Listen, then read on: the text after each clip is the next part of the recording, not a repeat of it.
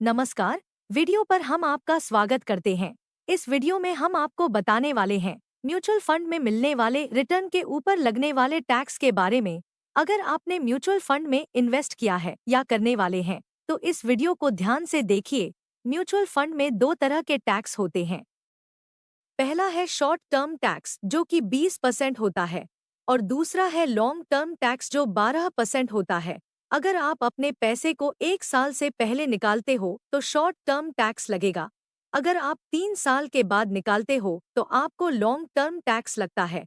तो अगर आपने म्यूचुअल फंड में 20% रिटर्न कमाया और 20% ही आपने टैक्स चुकाया तो आपको कुछ बचेगा या नहीं, इसे डिटेल में समझते हैं। अभी के लिए हम मान कर चलते हैं कि आपने 2,000 रुपये प्रति महीने की SIP स्टार्ट की। इसको आपने 5 साल तक चलाया, आपके जमा हुए 1,20,000 और आपको जो रिटर्न मिला वो मिला फॉर एग्जाम्पल 2,45,000 रुपये। हम इस फंड में से आपके 1,20,000 को निकालते हैं तो ये बचता है 1,25,000 रुपये। अब हम आपको बताएं कि रिटर्न अमाउंट अगर 1,25,000 रुपये या इससे कम है तो टैक्स नहीं लगेगा। लेकिन अगर आपको रिटर्न मिलता 3 लाख रुपये तो इसमें से आपको 1,20,000 रुपये अपना इन्वेस्टमेंट निकालना है। अब ये बचता है 1,80,000। तो इस रकम से हम 1,25,000 रुपये निकालते हैं जो कि टैक्स से बाहर है। अब आपके पास जो 55,000 रुपये बचते हैं इनके ऊपर टैक्स लगेगा 12%। ये टैक्स बनता है 6,600 रुपये।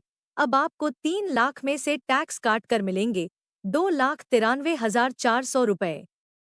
तो ये होता है लॉन्ग टर्म टैक्स। अब बात करते हैं शॉर्ट टर्म टैक्स की। मान लीजिए आपने म्यूचुअल फंड की किसी भी स्कीम में 5 लाख रुपए लगा दिए और 1 साल पूरा होने से पहले आपको निकालने की जरूरत पड़ती है।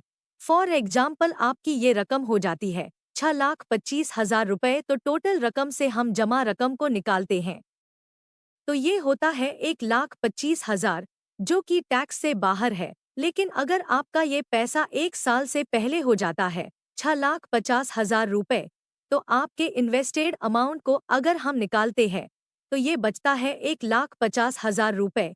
अब इसमें से हम टैक्स फ्री 1,25,000 रुपये निकालते हैं तो ये बचता है 25,000 रुपये। और इस 25,000 पर जो टैक्स लगेगा वो है 20%। 25,000 का 20% होता है 5,000 रुपये।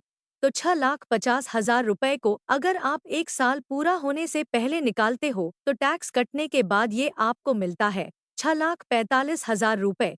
तो दोस्तों मुझे उम्मीद है कि आपको ये टैक्स सिस्टम समझ आ गया होगा। वीडियो अच्छी लगी हो तो लाइक करिएगा, शेयर भी कर देना और चैनल को सब्सक्राइब भी कर देना।